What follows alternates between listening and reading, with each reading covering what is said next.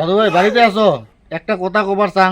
তোমার দাদু কি করবেন মুই আগতে দাস পাম ই বাড়ির বড় হয়ে বিয়েও করুন নাই, ঠান্ডার দিন পড়তে না পড়তে চাইকে ছোট ভাই আইসে কাগত বাড়ি তুই এমনে বসি খাস, ঘটক দাদুক নিয়ে তুই কই না খুঁজির যাইস, আইসে কাগত বাড়ি তোর আজকে হবে।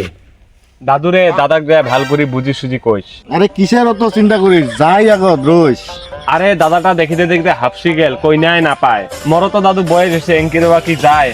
যে যুগ করছে এলা কইনাই পাওয়া জ্বালা, সেটিং করা আছে যদি তোর, তুই করেন না আগত বেলা। ওইটাই তো বুঝে না দাদা, কেঙ্কি বুঝা যায়। চ মুই যাইয়া কং মোর পাছত আয়।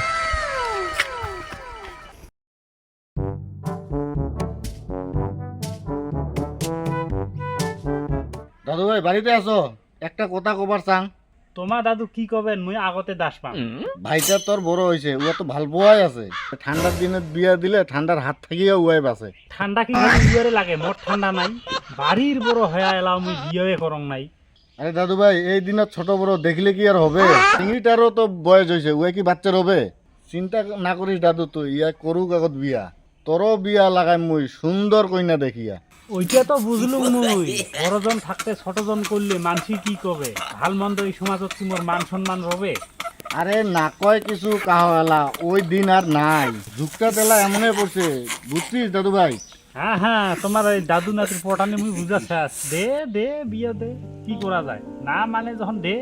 দে তাহলে চিন্তা না করিস, তোরই বিয়া খান আগত হবে, মুই যাং গেলা।